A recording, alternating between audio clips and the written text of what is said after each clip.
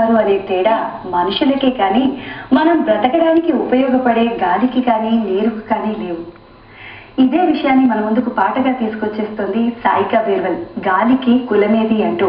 ఈ పాట కర్ణ సినిమా కోసం డాక్టర్ సి నారాయణ రెడ్డి గారు రాశారు. ఈ పాటను పాడింది సుశీలమ్మ గారు. ఈ పాటకి సంగీతాన్ని సమకూర్చింది విశ్వనాథన్ గారు, రామ్మూర్తి గారు. ఈ పాటని ఇప్పుడు విందాం.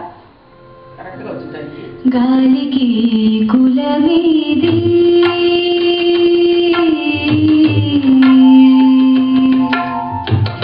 గాలికి కులమేది, ఏది నేలకు కులమేది, గాలికి కులమేది, ఏది నేలకు కులమేది, గాలికి కులమేది.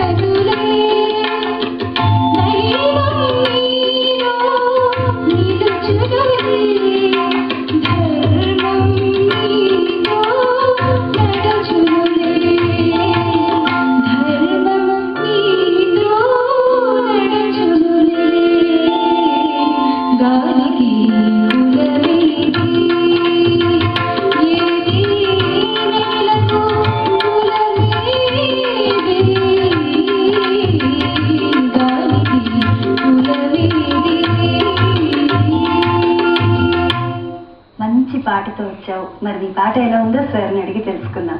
సార్, ఈ పాటని సుశీలమ్మ గారు చాలా అనుభవించి పాడారు. పాట ఎన్నిసార్లు విన్నా ఆల్మోస్ట్ లైక్ గజల్ అంటారు, గజల్ స్టైల్లో ఉంటుంది ఈ పాట. ఈ తబలా వాయించేవాళ్ళు కూడా ఈ పాటను వాయించేటప్పుడు అనుభవిస్తూ వాయిస్తారు. మనవాళ్ళు కూడా అలా వాయించారు. నువ్వు సుశీల్ గారు ఎంత అనుభవించి పాడారో నువ్వు అంత అనుభవించి పాడావు. బాగా పాడావు, ఇంకా బాగా పాడచ్చు. ఏమన్నా అన్నిటికంటే ఎలా పాడావు అనేది అలా ఉంచుతాం పక్కన. ఇలాంటి పాటలు మీరు ఎన్నుకుంటున్నారు చూడు, ఫస్ట్ మీ పేరెంట్స్ లేకపోతే ఎవరు మీకు చెప్తున్నారో, సలహా ఇస్తున్నారో, లేకపోతే నువ్వే సెలెక్ట్ చేస్తే దానికి ఫస్ట్ ధన్యవాదాలు. మంచి పాట సెలెక్ట్ చేస్తున్నారు.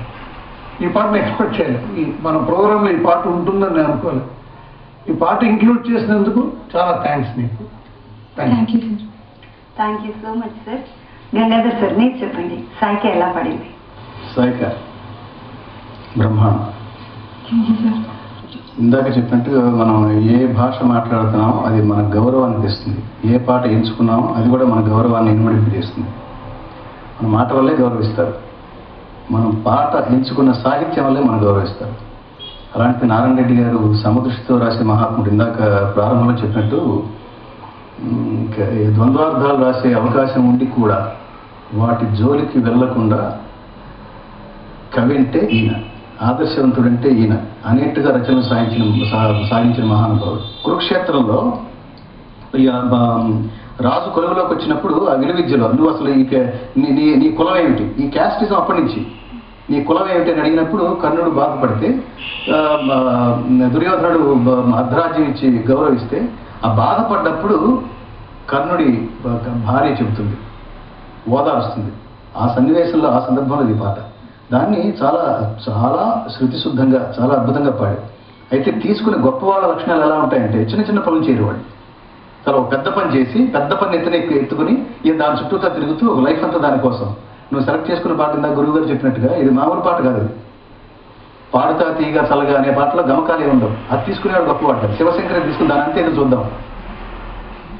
అలా నువ్వు తీసుకున్న పాట ప్రతి లైన్లో సుశీలమ్మ గాత్రంలో ఒలికిన గమకాల విలువ మామూలు కాదు, అమృతం తాగేస్తున్నట్టు ఉంటుంది.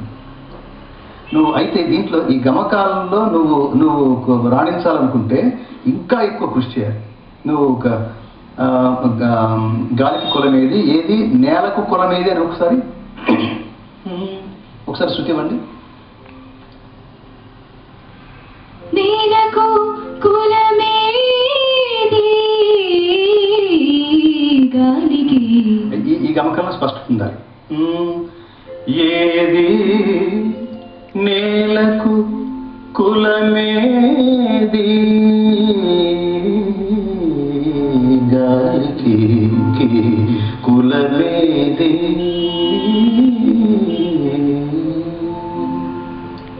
తర్వాత జగమున యశమే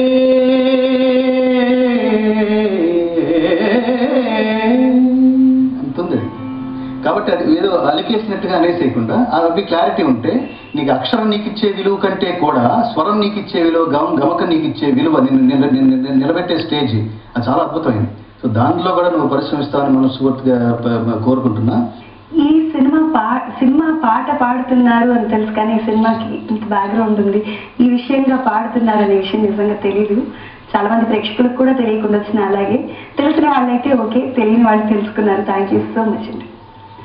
Saika, thank you so much. మంచి పాటను సెలెక్ట్ చేసుకున్నాం.